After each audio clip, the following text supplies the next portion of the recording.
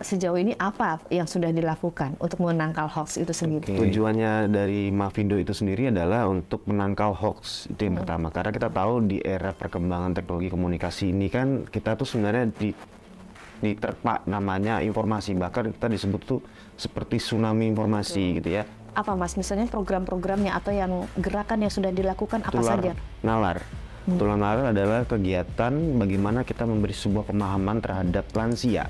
Itu yang pertama. Bagaimana peran pemuda dalam menangkal hoax misalnya. Ternyata pengakuan dari mereka itu dalam WhatsApp grup keluarga yang sering menyebarkan itu memang kelompok-kelompok yang orang tua. Ya, orang tua, benar.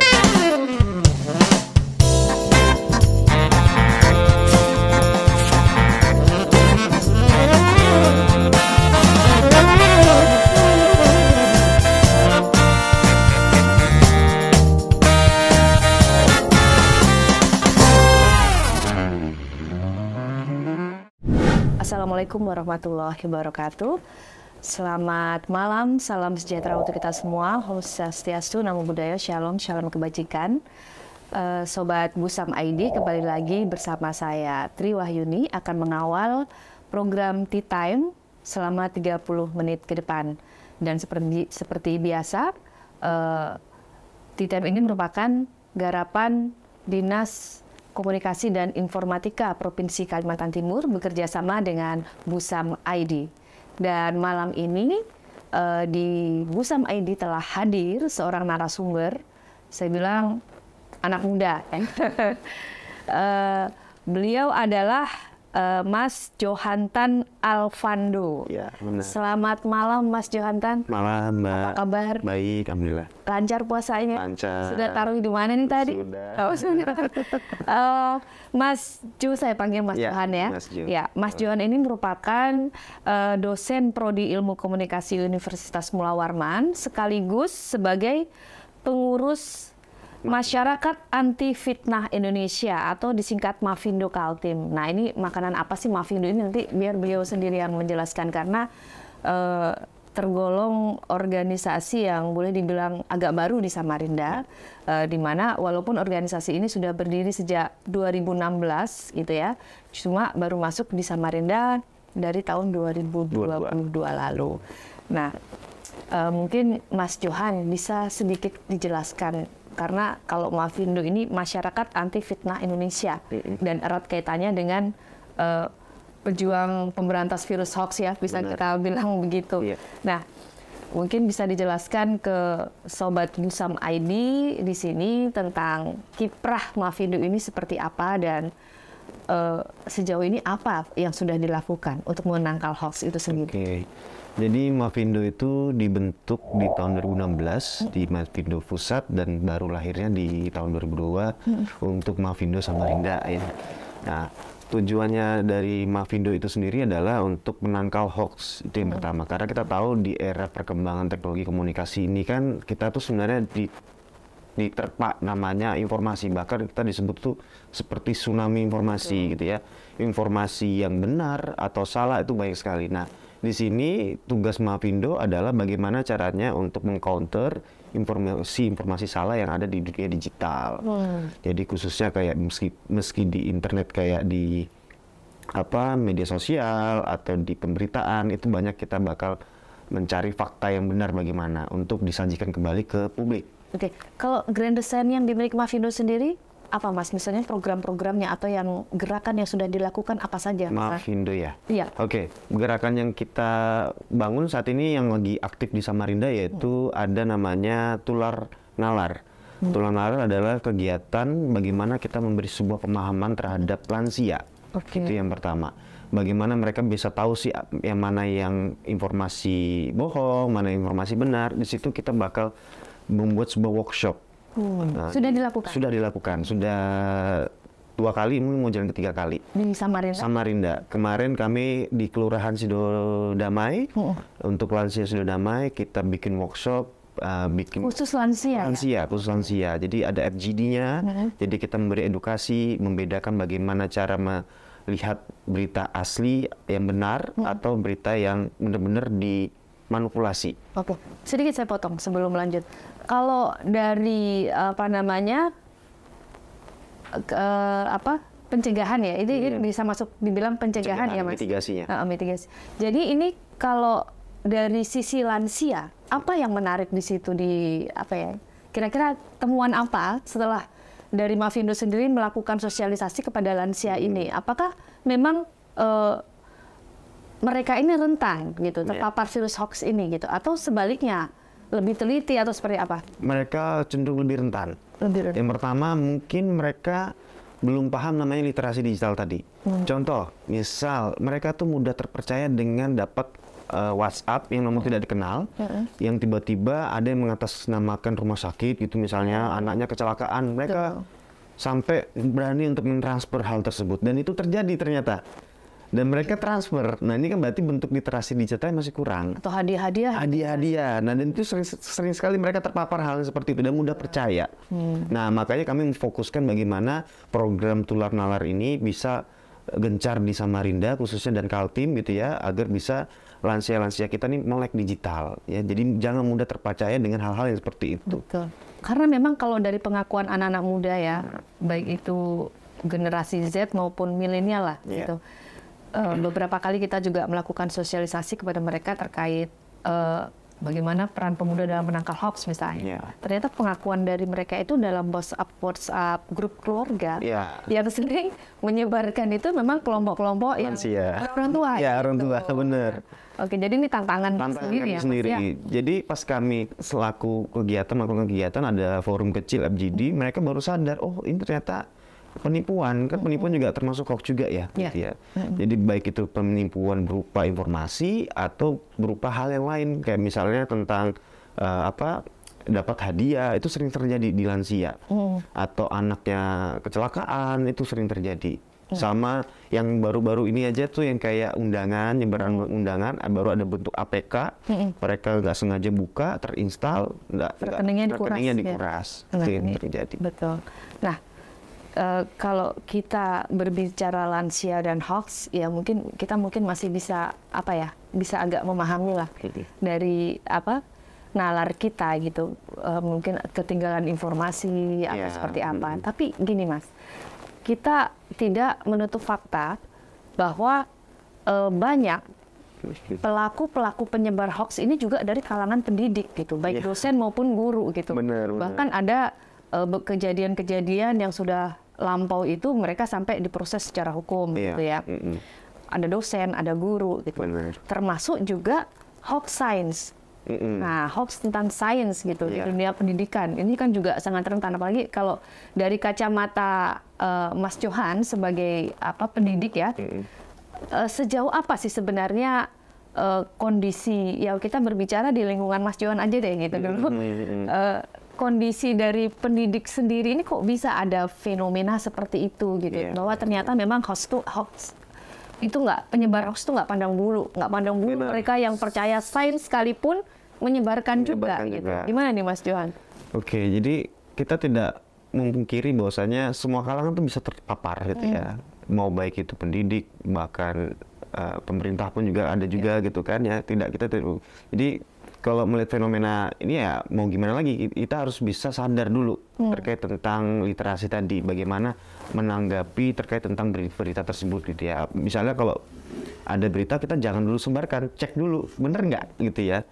Kalau di Mavindo tuh kita bikin model, jadi hoax tuh ada 2 kategori, ada misinformasi sama disinformasi. Disinformasi itu informasi benar-benar salah, yang dimanipulasi sedemikian rupa kemudian sengaja disebarkan. Itu sudah kategorinya cenderung lebih negatif kalau disinformasi. Ya kalau lihat fenomena sekarang itu seperti misinformasi sebenarnya. Jadi mereka tuh nggak tahu kalau itu informasi salah dan sengaja disebarkan. Itu jadi kan kesalahannya adalah kurangnya literasi tadi. Nah ada juga yang misinformasi. Ya, dia tahu ini berita sudah salah tapi sengaja disebarkan, ada yang seperti itu. Nah, jadi bagaimana kita menyikapi yang mana disinformasi dan informasi, ya usahakan kita harus tahu dulu nih literasi kita terkait tentang hal tersebut supaya tidak cenderung ke hal menuju ke hoax tadi gitu. Karena memang sekali lagi apalagi kalau sudah hoax science ya. Ini kan orang-orang itu selama ini kan cenderung orang-orang yang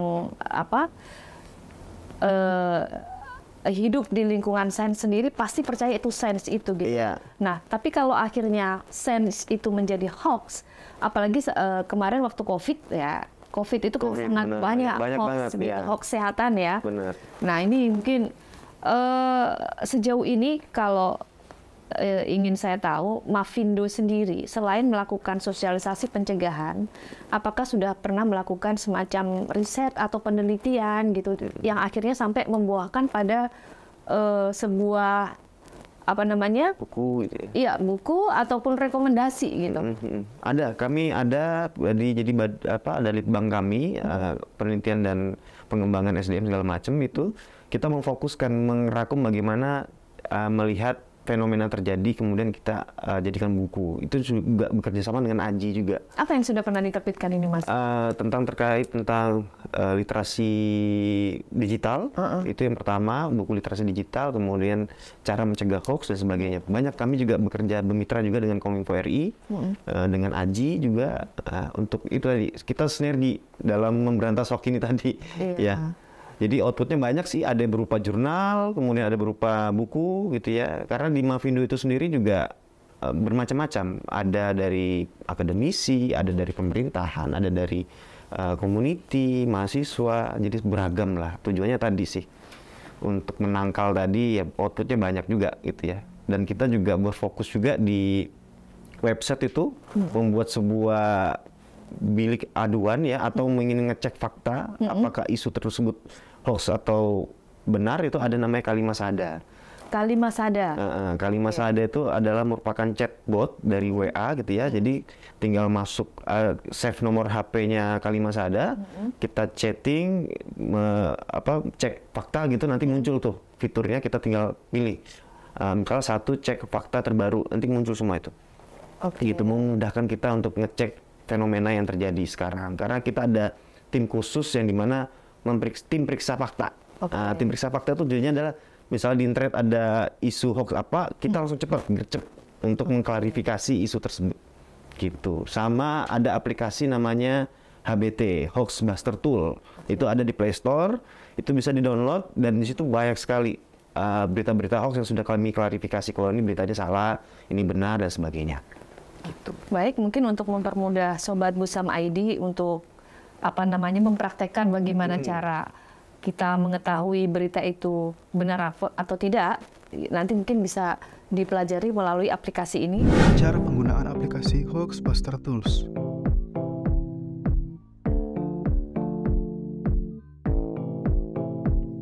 Download aplikasi di Google Play Store. Lalu search pada aplikasi Google Play Store Hoax Buster Tools.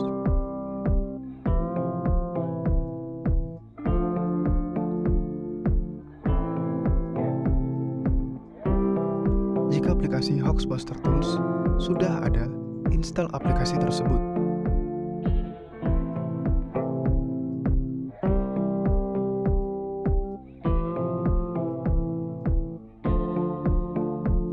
Jika aplikasi tersebut sudah terinstall, buka aplikasi Hoax Buster Tools.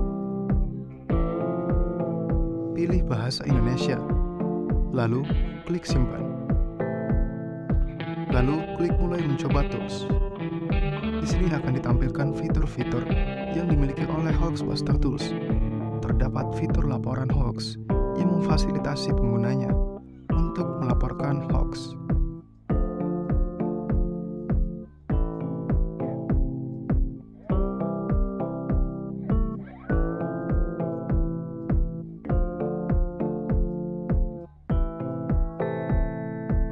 Aplikasi ini juga dapat mencari informasi hoax dengan cara search kata kunci dari informasi hoax tersebut.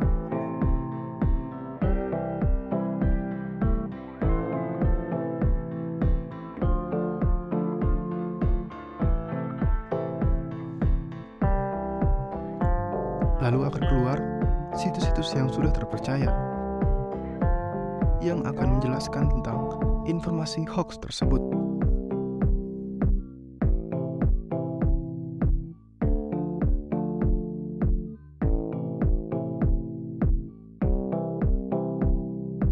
Selain kedua fitur tersebut, Hoaxbuster Tools juga mempunyai banyak sekali fitur yang menarik untuk mendeteksi informasi hoax.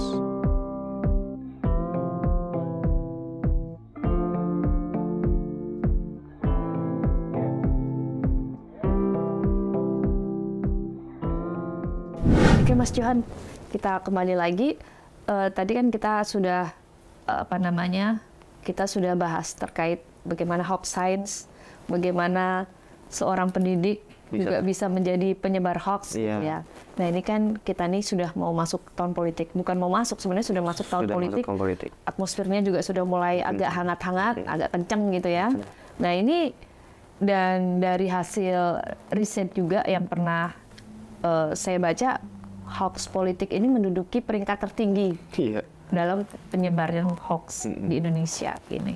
Nah ini kira-kira kalau dari Mavindo sendiri langkah-langkah apa yang bisa dilakukan atau bisa memberikan semacam pencerahan buat sobat Busam ID atau masyarakat dimanapun berada saat ini gitu ya. Bagaimana sih kita mengidentifikasi hoax politik itu sendiri gitu, bahwa ini benar, ini enggak gitu. Oke. Baik, yang pertama mungkin kita harus melek dulu. Itu yang pertama. Dalam artian gini, ketika ada informasi yang disajikan ke kita jangan mudah percaya dulu. Kita cek dulu. Misalnya dari gambar atau dari sumber, itu penting. Kadang hoax itu banyak sekali manipulasinya. Kayak ada sebuah pemberitaan media besar gitu kan, tapi fotonya judulnya diubah. Itu ada caranya untuk mengubah judul menggunakan website dan sebagainya, atau menggunakan aplikasi mengedit foto dan sebagainya, baru di capture. Peristiwa apa, dibilangnya apa gitu. Jangan mudah terpercaya. Kita bisa cek dulu di Google gitu ya. Tinggal ketik kata kuncinya atau Google Image gitu ya, di drag. Kita tahu nanti sumber aslinya bakal merujuk kemana gitu ya.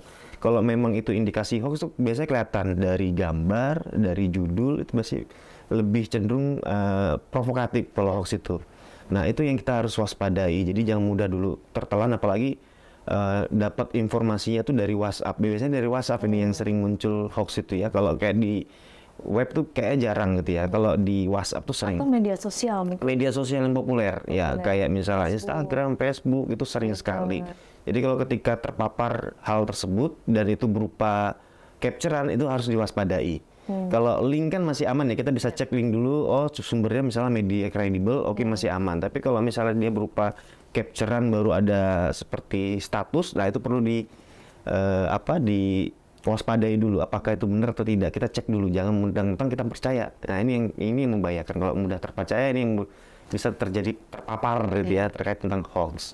Nah yang menjadi masalah itu, kadang orang sudah tahu itu nggak benar. Nah, iya. Sudah tahu itu nggak benar, tapi karena ada keberpihakan, ada keberpihakan untuk untuk sengaja ingin menyebarkan gitu. Karena aku nggak dukung dia deh karena ada beritanya tentang dia jelek, gua sebar aja. Gitu. Nah ini mungkin ini yang mungkin bisa diberikan pemahaman gitu, Mas. Iya. Ya, kalau itu kategorinya jadinya masuknya misinformasi. Dia sudah tahu berita itu bohong tapi sengaja disebar gitu ya. Itu usahakan jangan sih.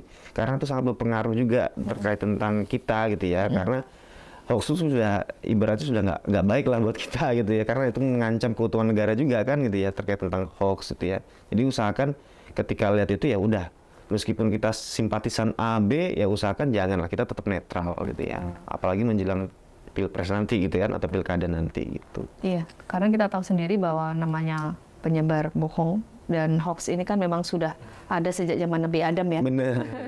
Di mana Nabi Adam bisa turun ke bumi karena kemakan hoax. Bener. Gitu. Nah jadi sekali lagi itu perbuatan dosa gitu ya. Itu perbuatan dosa. Dan ada undang-undang ITE. Nah, itu yang harus garis bawahin, yang mana kalau kita sudah tahu itu sudah salah, kita sebar dan kita menjadi tersangka kan merugikan kita juga gitu ya, karena ada undang-undang tersebut. Nah, karena Sobat Busam bisa nih, kita akan berikan gambaran, contoh-contoh dari oknum-oknum yang selama ini memang, dan bahkan ada yang sebagian dari kalangan dosen dan guru gitu, bahkan terjerat hukum karena menyebarkan hoax. Kita saksikan sebentar. Oknum guru ditangkap akibat sebar hoax. Miris penyebar hoax dulu dosen, kini guru. PNS dan guru dilaporkan terbanyak sebar hoax di medsos. Sangat disayangkan ternyata pengajar-pengajarlah yang juga menyebar hoax di Indonesia. Dari banyak contoh berita tersebut, gue jadi penasaran, apakah selain hoax politik, guru-guru juga banyak yang kemakan hoax masalah sains dan hal yang seharusnya diajarkan dengan benar oleh para tenaga pengajar di Indonesia. Oleh karena itu, hai Singham, gue Eno Bening, dan gue nanya ke kalian, apakah guru kalian pernah mengajarkan atau nge-share informasi-informasi yang tidak tepat? Dan kalian tahu hal itu salah. Baik Sobat Busam, seperti itu tadi kita saksikan bersama bagaimana korban-korban hoax ya, korban-korban personal yang dia terpapar virus hoax dan menanggung akibatnya. Dan oh ya Mas Johan, kembali lagi ini kita berbicara masalah hoax science ya. Yeah. Hoax science yang memang tidak kita pungkiri, anak-anak usia dini pun kadang mendapat hoax dari pengajar gitu, dari tenaga pendidik guru gitu. Yeah. Termasuk yang sebenarnya udah basi, mau saya sebutkan di sini bagaimana banyak pemahaman-pemahaman terkait bentuk bumi. Ya, bumi itu datar, bumi itu bulat gitu. Nah, bagaimana sih Mas kira-kira sebagai pengajar gitu ya, sebaiknya supaya para pendidik ini terhindar gitu, benar-benar punya kewaspadaan supaya tidak mengambil peranan untuk menyebarkan hoax ini sendiri. Iya. Okay. Kalau kami di kampus gitu ya, kita tidak berasumsi pada opini kita sendiri. Jadi ketika misalnya ada sesuatu hal yang masih perlu dipertimbangkan gitu ya, kita perlu diskusi sesama teman gitu ya. Apakah ini benar informasinya seperti ini gitu ya. Kadang kan di dunia digital ini kan merasa dia bisa menguasai internet gitu kan, dia langsung mengklaim bahwasanya ini seperti ini tanpa ada masukan dari pihak-pihak lain. Maka perlu kita membuka ruang publik gitu ya, di lingkungan sekitar aja gitu ya. Misalnya ada isu bumi datar ya, kita tanyakan ke teman sejawat gitu, apakah kamu percaya, apakah tidak. Misalnya kita lihat dari kesimpulan tersebut, oh ternyata banyak yang tidak percaya, ditunjang lagi dengan data-data yang ada di internet. Nah itulah bentuk preventif yang kita lakukan kalau di kampus. Banyak diskusi terkait tentang hal tersebut. Jadi bukan hanya diskusi kepada sesama rekan dosen saja, tetapi dengan mahasiswa pun juga. Mahasiswa tuh juga kadang lebih update mereka. Betul. Terkait tentang isu-isu hoax. Tapi alhamdulillah kalau saya lihat di mahasiswa itu mereka literasinya juga cukup baik gitu ya. Memang terkadang malah yang dosennya ini yang menjadi penyebar gitu ya. Bisa dikategorikan karena faktor usia mungkin ya Mas? Bisa jadi. Karena faktor usia, di mana kalau generasi Z ini kan di media di internet dia lebih banyak waktu. Lebih banyak karena dia lahir sudah di dunia digital gitu kan. Kalau kayak baby boomer, generasi X ini kan mereka transisi ya dari ke digital yang belum itu kan. Nah ini kan kadang mereka kurang literasinya. Nah memang perlu kita untuk di lingkungan kampus itu selalu berdiskusi FGD sedikit terkait tentang apa. Lagi pula kami juga di mata kuliah di komunikasi itu ada terkait tentang literasi digital. Jadi kami selalu setiap semester, setiap mahasiswa berbeda angkatan itu selalu menanamkan literasi digital ke mahasiswa. Gitu. Oke. Kalau dari Mavindo sendiri ada nggak dalam waktu dekat gitu mungkin program literasi digital ini supaya lebih membuat melek digital berbagai generasi lah ya. Insya Allah nanti cukup lansia tadi. Iya, Insya Allah nanti program yang terdekat setelah habis Lebaran nanti ada lagi tular nalar untuk lansia sama sekolah kebangsaan. Nah sekolah kebangsaan ini ditunjukkan untuk teman-teman generasi Z ya atau di bawahnya kali ya, Y kalau nggak salah tuh. Jadi yang anak-anak SMA, SMK, madrasah itu bakal kita literasi gitu ya. Terkait tentang apa sih hoax itu gitu kan, bagaimana sih menanggulanginya gitu ya, bagaimana menyikapinya, jangan sampai kita menjadi korban. Karena kita takut dengan namanya undang-undang ITE tadi gitu ya. Ada orang nggak tahu apa-apa karena dia cuma main share aja, ternyata informasi itu palsu, malah terjerat undang-undang ITE. Ada tuh yang kasus seperti itu. Turut disayangkan kan misalnya menjadi korban. Karena ketidaktahuan tadi, karena kurangnya literasi digital tadi. Karena kurang keinginan untuk mencari informasi. Dan mungkin karena itu tadi semacam kadang gini Mas Johan, orang itu akan begitu percaya saat dia melihat siapa yang ngomong, kadang begitu, ya kan? Misalnya yang ngomong itu adalah seorang guru, yang ngomong itu adalah seorang dosen. Iya benar. Kadang orang mengait-ngaitkan dengan tingkat status sosial dan pendidikan Iya. gitu. Jadi dia kecenderungan orang itu kalau yang ngomong si A si B pasti itu benar. Pasti benar, Nah, benar, itu benar. kira-kira seperti itu nggak Iya. hasil riset dari yang pernah dilakukan Jadi Mafindo sendiri? di Mafindo itu kami rata-rata untuk keanggotaan rata-rata opini leader. Jadi kayak dosen yang diambil, guru, pemuka agama, menjadikan anggota untuk berpartisipasi. Jadi karena mereka punya peran penting kan. Misalnya kayak dosen ini kan mudah dipercaya lah sama mahasiswanya. Maka Mafindo tuh bergerak untuk merekrut seperti dosen, akademisi, guru, pemuka agama, ormas. Kita rekrut semua supaya mereka melek biar bisa sama-sama menularkan lah, ibaratnya menularkan informasi-informasi terkait tentang penanaman hoax ini tadi gitu ya, agar mereka melek tahu tentang hoax gitu. Jadi dikunci dulu nih opini leadernya sama Mafindo. Ya mudah-mudahan sepak terjang Mafindo ini bisa benar-benar memberi manfaat Ya, amin. tentang apa ya, bagaimana bersama-sama, karena kita kalau yang namanya menyebar hoax atau bahayanya virus hoax ini tidak hanya menjadi tanggung jawab pemerintah sendiri, tapi sebenarnya tanggung jawab kita bersama, Benar. semua kalangan. Semua kalangan. Nggak hanya orang tua, tapi anak muda. Anak muda juga. Jadi anak muda mungkin bisa dikasih tips nih Mas, buat anak-anak muda kita. Misalnya dia di sebuah grup WhatsApp keluarga, dia menerima berita hoax, dan dia tahu itu hoax. Karena kalau saya tanya, apa yang kalian lakukan? Diam aja Bu, karena saya nggak enak tuh tante saya, gitu. iya. Dan mungkin bisa dikasih tips Mas, Iya. buat anak-anak muda. Ini saya juga sering terjadi sama diri saya juga di grup tuh kan, kadang ada kemarin tuh sempat juga masalah hoax telur ya, telur palsu itu kan itu ramai banget itu di grup saya. Jadi saya mencoba menanamkan edukasi di situ. Jadi tidak melawan secara keras, tetapi saya mencari sumber aslinya. Betul. Untuk mengirimkan link pemberitaan dari media kredibel, baru kirim ke grup tersebut. Itu sih salah satu cara. Kalau misalnya masih mempan, baru kita mencoba tindakan preventif. Misalnya ada artikel yang ngebahas tentang hal tersebut, kalau itu benar-benar salah. Nah, kita kirimkan screenshot yang menyatakan kalau informasi yang di grup itu salah. Sebagai penyeimbang. Iya.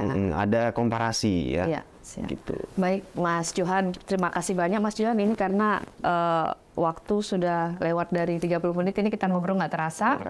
Mudah-mudahan ke depan puasanya lancar terus Mas ya. Amin. Dan kita bersama-sama sebagai umat Muslim mudah-mudahan semakin berlimpah berkah di bulan Ramadan, bulan yang suci ini. Saya Triwahyuni undur diri. Wassalamualaikum warahmatullahi wabarakatuh. Waalaikumsalam.